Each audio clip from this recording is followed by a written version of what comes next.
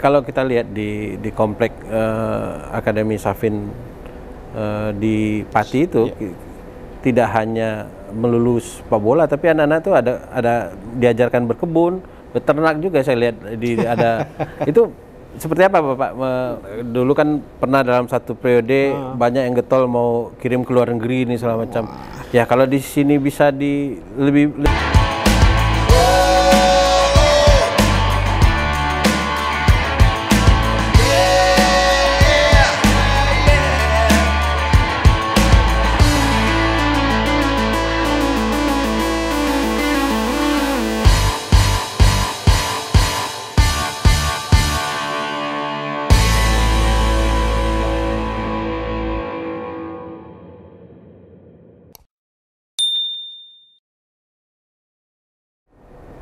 Halo Sobat GAN, salam pembinaan. Kali ini kita kedatangan tamu yang sangat istimewa. Mungkin di kalangan Sobat GAN pembina usia muda cukup familiar, mungkin sudah sering mendengar namanya Safin Football Academy, Safin Pati. Sekarang ingin berbincang-bincang dengan Bapak Saiful Arifin, pemilik dan pendiri Safin Football Academy yang ada di Kota Pati. Nah, mungkin kalau kita di sepak bola disebutkan Pati, orang pasti akan melihat sebelumnya adalah Putra Safin Pati ya Pak? PSG itu apa Pak? Ya, Putra Safin Group. Putra Safin Group ya. Nah, itu juga milik beliau. Nanti kita akan kupas dari kapan beliau di sepak bola, dan kita khusus untuk menyelami visi beliau, kemudian apa yang sudah beliau lakukan untuk pembinaan sepak bola, pembuatan akademi, pembangunan akademi dan segala macam. Kita akan kulik di sekitar itu. Selamat malam Pak Safin. Malam Mas Enon. Kita santai aja Pak. Ya. Jadi karena ini forumnya channel kita ini lebih banyak kepada yang menyaksikannya, dan di grup kita di pembinaan Garuda Anak Nusantara itu adalah grup untuk SSB, akademi segala macam. Jadi kita lebih memfokuskan kalau urusan teknis tentang bagaimana pelatihan, tapi kalau urusan non teknis ya bagaimana pengelolaan. Di situ intinya. Nah, kalau kita bicara Safin Academy, itu berawal dari mana sih Pak? Baik. Ini sebenarnya saya sudah mulai lama sekali ya, mungkin kurang lebih sekitar 6-7 tahun yang lalu. Cuma memang waktu itu ada sempat kita mulai dengan anak-anak beasiswa semua ya. Jadi kita beasiswa, kita bisa berikan mereka beberapa sekitar 20-30 anak. Dan itu kita bina, dan masih waktu itu memang kita belum serius, masih satu lapangan waktu itu. Tapi berjalannya waktu kami kita perbaiki kok. Di satu sisi sebenarnya kami di Pati ya, katakan Pati ini kota kecil, tentunya kita bisa pengen membranding lah, membranding sesuatu apa kira-kira yang memang bisa untuk meningkatkan orang tahu Pati itu di mana dan apa ya kelebihannya. Akhirnya saya berpikir, salah satunya adalah sepak bola. Dan sepak bola ini tentunya banyak digemari masyarakat. Dan mulailah dari situ saya coba bicara dengan kawan-kawan. Saya coba ini, ayo kita membuat satu semacam pembinaan yang tentunya bisa diedukasi, artinya dituju dari berbagai daerah untuk masuk di Kabupaten Pati. Kira-kira seperti itu. Nah, itu memulainya apakah Bapak sediakan fasilitas dulu, atau memang mengumpulkan anak-anak Pati dulu, atau seperti apa? Jadi gini, memang waktu itu saya berpikir bahwa kalau kita tidak mempunyai sesuatu yang lebih, itu pasti tidak ditengok orang. Nah, untuk itu saya berusaha untuk membuat lapangan dulu, training ground. Kalau kita training ground ini kan yang paling utama adalah fasilitas kan, infrastruktur, fasilitas infrastruktur. Tentunya ini menjadi salah satu apa namanya daya tarik gitu. Dan akhirnya kami membuat 7 lapangan. 7 lapangan. Sekarang 7 lapangan. Kita 7 lapangan tapi bertahap ya. Jadi buat akhirnya kita di situ kita ada 7 lapangan, ada 2 sintetis, ada 4 lapangan rumput biasa dan 1 lapangan pasir yang ini dimanfaatkan untuk fisik anak-anak. Dan ini menurut saya sudah cukup baik dan tentunya sekarang ini sudah mulai banyak dari seluruh Indonesia, dari mulai Papua, Kalimantan, Sulawesi, Sumatera, Jawa, pada kumpul di situ untuk ya belajar sepak bola, ya edukasi dan mungkin ya semacam pesantren, tapi lebih cenderung ke pesantren sepak bola gitu ya. Artinya kalau pesantren kan ininya keagamaan, kalau ini sepak bola yang jadi sepak bola, tetapi juga ada muslimnya, kita ajarin dengan ada kiainya. Terus yang Nasrani kita juga ada pendetanya gitu. Artinya kita memang bineka tunggal ika di situ Mas. Gitu. Nah, Bapak ada basic sepak bola sebelumnya nggak Pak? Atau memang suka atau hobi atau memang dulu pernah jadi main? Saya tidak pemain desa aja saya tidak. Terus saya juga ya hobi ya kita hobi menonton dan lain sebagainya. Tetapi dalam arti bahwa ini menjadi salah satu menurut saya menjadi pembinaan karakter lah. Kita kalau tidak ya rata-rata banyak lahir pemain-pemain sekarang ini biasanya kan tradisional ya, artinya apa namanya dibina di tidak di satu sekolah sepak bola tetapi berbagai macam dari sumber ini di seluruh tanah air. Kalau kita ini kan berusaha untuk mulai mencoba dan mendidik mereka bukan hanya tentang sepak bola aja, karena memang sepak bola ini kan kalau pemain nantinya usia di atas 30 tahun ini kan mesti punya keterampilan khusus yang mestinya bisa dikembangkan kan. Kasihan kalau tidak punya keterampilan khusus. Artinya kita memang dari sisi akademiknya kita siapkan dijaga supaya itu bisa imbang gitu ya. Tidak hanya sepak bola aja dia hanya main bola tapi akademiknya ketinggalan, kasihan nantinya gitu. Nah, yang Bapak ajak pertama untuk ngomong soal teknis ini dulu siapa Pak? Pertama saya ajak ada Coach Rudi Eka Priambrada. Itu udah dari awal Coach Rudi sekarang. Coach Rudi Priambrada, terus teman-teman mulai banyak. Ada dulu waktu itu ada Coach dari Solo, dari Surabaya, ada beberapa teman-teman ini gabung di situ dan kita menguatkan untuk mendidik anak-anak ini menjadi pesepak bola gitu. Sekarang anak-anak ada berapa Pak?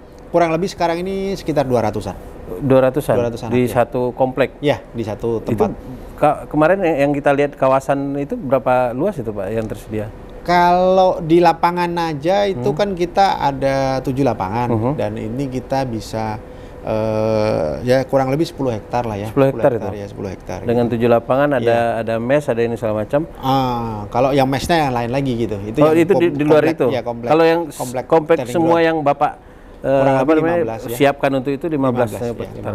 Itu apa aja nanti dalam bayangan Bapak yang akan Bapak bangun di situ? Sekarang yang sudah ada kan lapangan. Kita sudah coba lapangan, terus fitness center kita juga sudah ada. Terus kelas-kelas untuk sekolah dari mulai SD, SMP, SMA. Terus bahkan nantinya, ada perguruan tinggi ya Pak ya? Iya, perguruan tinggi dan tentunya nanti kita akan kita lengkapi kalau itu bertahap kita jalan juga. Mungkin bukan hanya apa namanya itu mungkin kolam renang kita coba kita nanti kalau edukasinya kalau sudah komplit semua kita arahnya ke sana juga gitu. Terus ada juga mungkin lapangan basket, terus volley gitu kan kita siapkan supaya anak-anak ini ya sport. Karena memang sekarang ini kan kita branding kita bukan hanya apa namanya sepak bola tapi kita Safin Pati Sport School. Jadi Safin Pati Sport School untuk bisa kita menguatkan spotnya ini memang benar gitu. Yang kita lihat kemarin malah ada yang tempat apa namanya kayak track untuk sepeda ini. Betul. Ya, itu ada untuk BMX, BMX jumping gitu. Anak-anak kalau hobi itu bisa pakai itu. Ya mungkin kedepannya kalau makin berkembang itu bisa jadi alternatif bagi kegiatan anak-anak juga. Betul. Kita lihat. Karena kan kalau sudah terlalu sepak bola, terus kita juga sediakan di situ kan ada meja biliar, ada meja pingpong, supaya ini juga kebosanan anak-anak biar sambil untuk refreshing juga gitu. Nah artinya kalau kita lihat di komplek Akademi Safin di Pati itu tidak hanya melulu sepak bola, tapi anak-anak itu ada diajarkan berkebun, beternak juga saya lihat ada itu seperti apa Bapak meramu seperti. Jadi kan ini kita edukasi kan ya. Jadi anak-anak ini kan butuh pemahaman juga bahwa sebenarnya beternak itu kan baik juga, berkebun juga baik juga. Artinya kita juga sekarang ini kan kita di luar daripada menjadi pemain sepak bola, ini kan bisa juga belajar berkebun, bisa menjadi petani, bisa menjadi peternak. Ini bagian daripada edukasi yang menurut saya dan ini mudah dilakukan untuk semua adik-adik ini ke depan kan gitu. Ya, saya tertariknya ngelihat tidak hanya di sepak. Kalau orang bikin akademi sepak bola latihan itu sudah biasa ya Pak. Tapi saya melihat ada kekhususan soal Bapak bikin kandang, ada kandang ayam, ada kandang kambing ya kan. Karena ada pemain sepak bola sekarang yang profesional yang kontraknya 1 miliar itu sekarang peternak ayam Pak. Peternak ayam dan peternak kambing juga.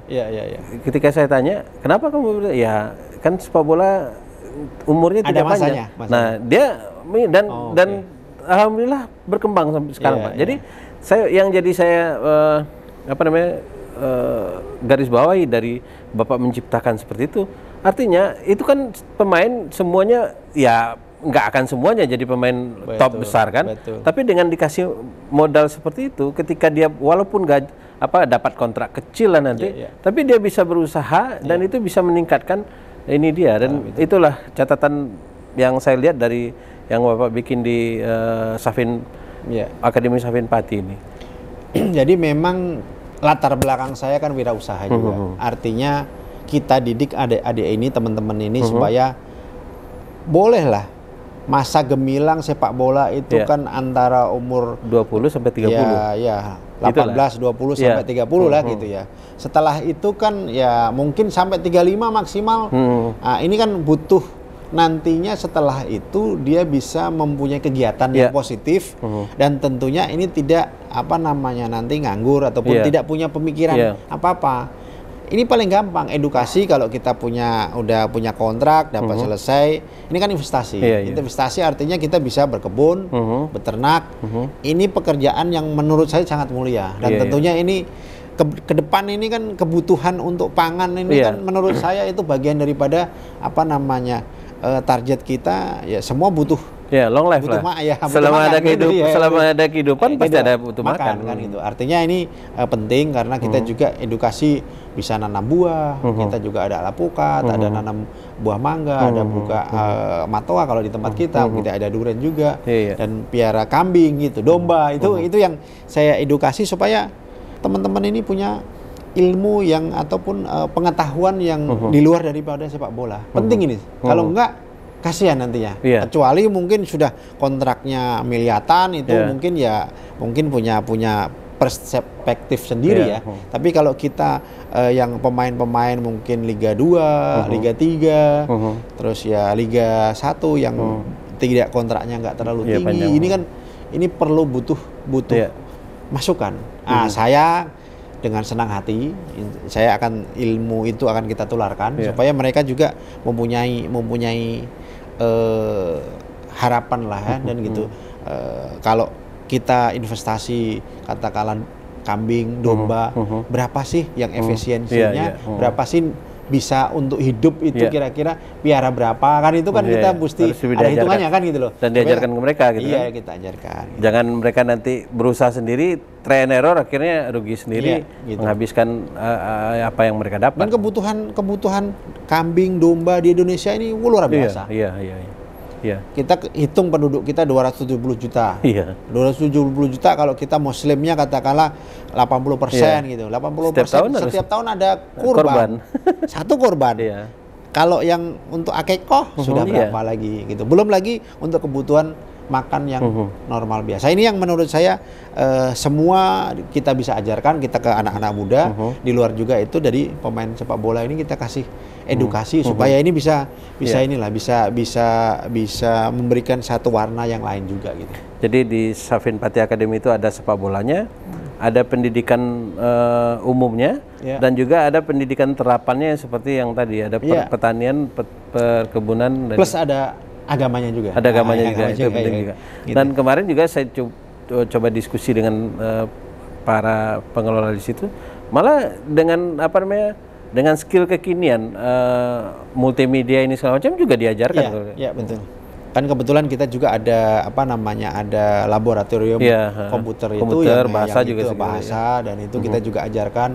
Kalau pas ada sesi-sesi yang memang ekstrakurikuler kita ajarkan. Karena memang ini bagian daripada pemain sepak bola juga bisa mungkin juga bisa beriklan, bisa juga untuk memanage dia punya diri sendirinya untuk maksimal. Itu pengetahuan itu sangat penting sekali gitu.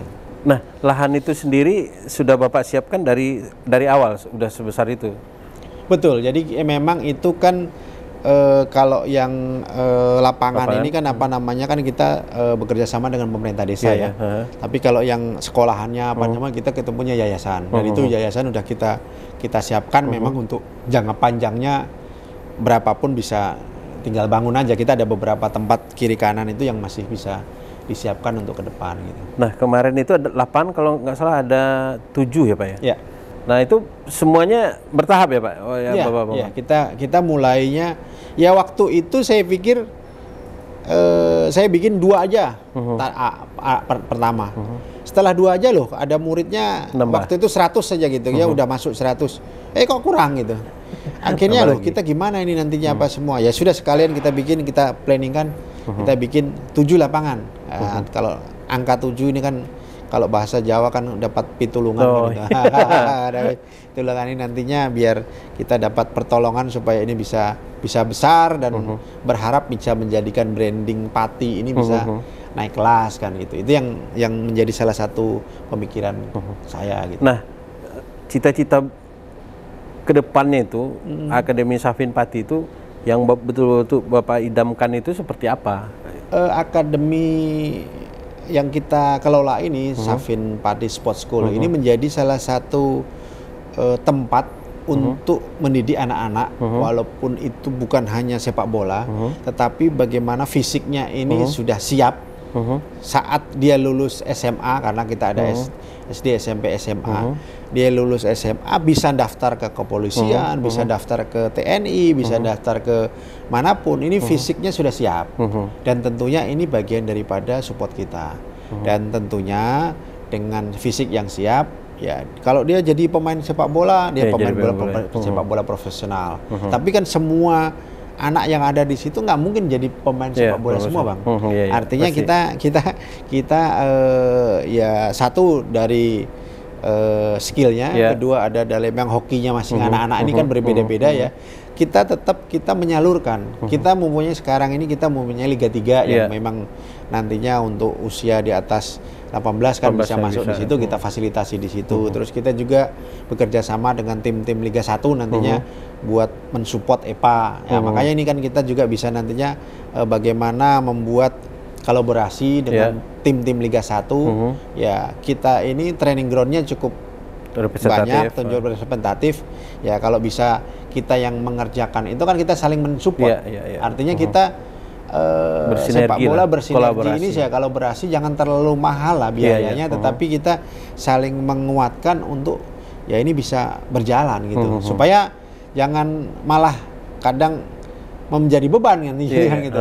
Kan ini bisa sama-sama kita, ayo kita kuatkan supaya memang kita juga belum tentu kita siap dengan untuk menjadi Liga 1 katakanlah, kita belum tentu siap juga. Tapi Liga 1 pun belum tentu siap untuk menciptakan lapangan pembinaan dari bawah ini. Sama-sama itu yang mestinya kita lakukan supaya ada semacam ikatan gitu untuk kita menguatkan itu. Pembinaan itu penting gitu.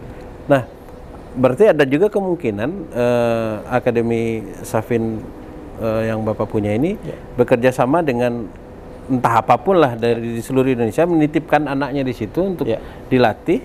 Nah, itu jadi apa, sebuah kerjasama yang baik antara yang menitipkan dan anak-anaknya di situ. Saya pikir itu menjadi salah satu apa namanya target kita juga ya. Kita bekerja sama dengan mungkin nanti ada pemerintah daerah, kita mungkin juga dengan liga-liga klub liga-liga 1.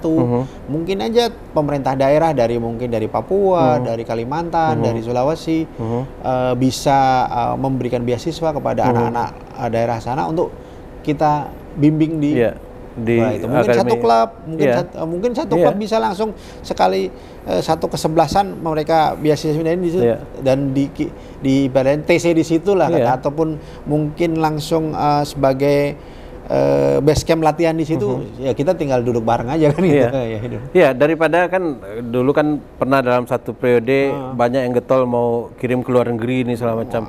Ya kalau di sini bisa lebih efisien di sini, ngapain ke luar negeri? Yang penting kan pola latihannya dan ini dan saya lihat juga secara geografis Pati itu juga banyak dikelilingi oleh klub-klub sepak bola yang cukup bisa untuk diadakan tanding kerjasama ini segala macam. Buat menjadi latih sparring tanding banyak. Artinya memang kita kirim ke Eropa biayanya berapa, kita kirim ke luar biasanya berapa. Ya saya rasa kalau Bang Ainul kan sudah lihat ya posisinya nggak kalah lah dengan lapangan di Eropa gitu. Terus juga tidak di kota, artinya anak-anak ini bisa fokus di desa, di daerah yang tentunya bisa latihan lebih semangat, lebih terkontrol, lebih bisa dipandu oleh coachnya.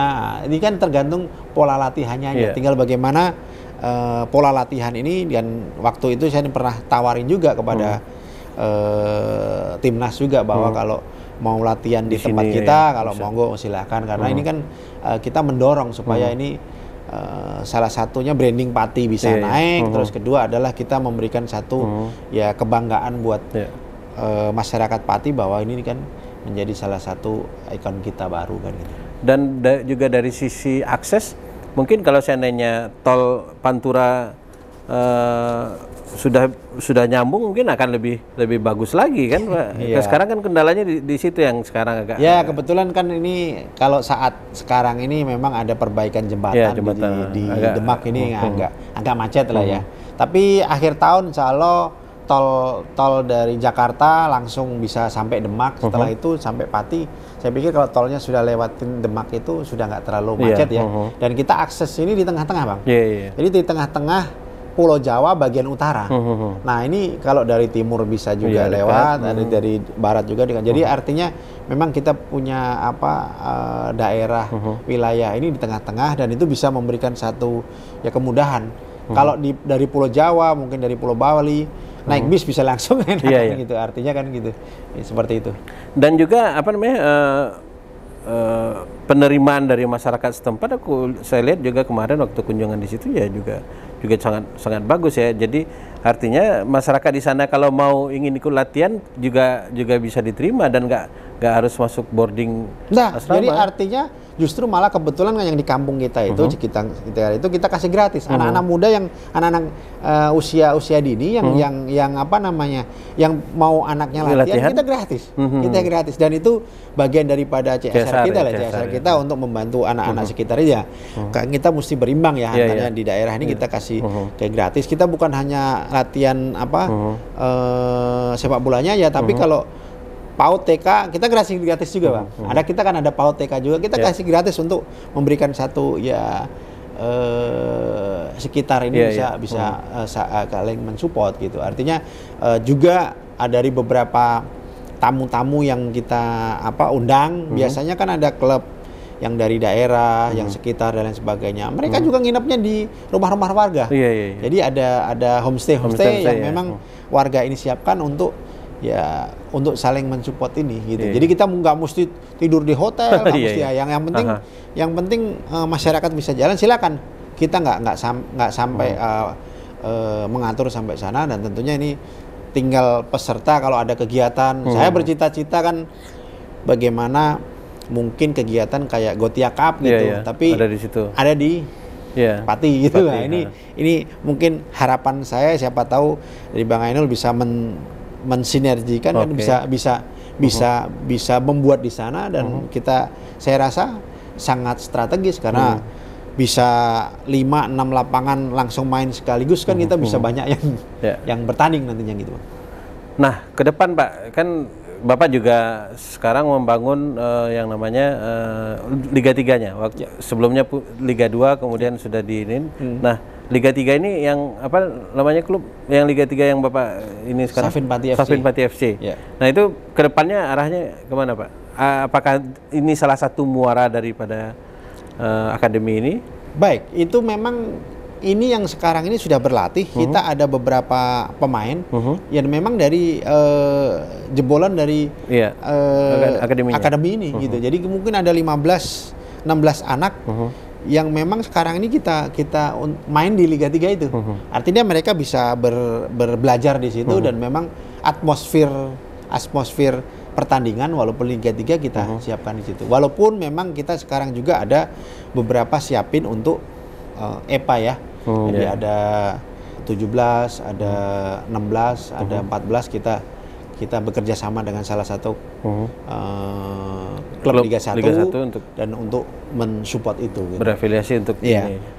Nah, terakhir tahun lalu saya sedikit aja ngupasnya, Bapak punya klub Liga 2. Nah, itu Bapak terangin sedikit aja deh.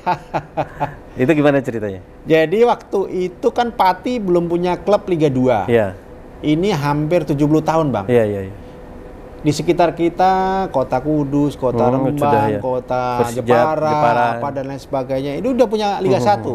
Waktu itu saya berpikir, ya kita kalau menaikkan Liga 3 ke Liga 2, itu kan ya panjang saja. Ya panjang dan nggak mudah, dan memang itu perlu proses kan itu. Artinya kita effortnya macam-macam effort ini, berbagai macam effort yang tentunya kita.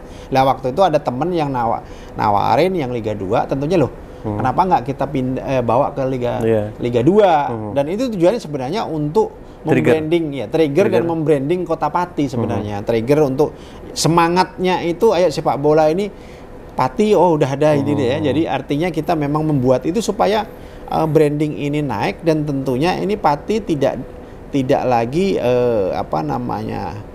ketinggalan dari sisi sepak bola, tapi ya bisa berjalan ngikutin kota-kota yang lain. Ini yang menjadi tujuan saya awal. Jadi kenapa ini jadinya pindah, karena Persipati sendiri udah naik gitu. Nggak mungkin lagi jadi 2 di situ ya. Buat apa kalau kita kotanya kan belum besar ya gitu. Tapi terus kita ada 2 klub Liga 2 kan, nggak ada artinya kan gitu.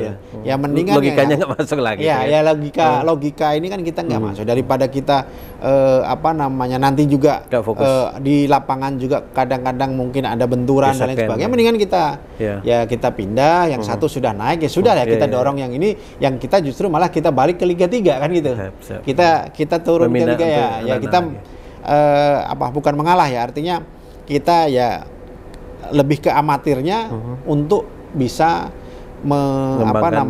mengembangkan bibit-bibit muda ini mulai di situ. Sebenarnya itu yang jadi trigger kita kan gitu.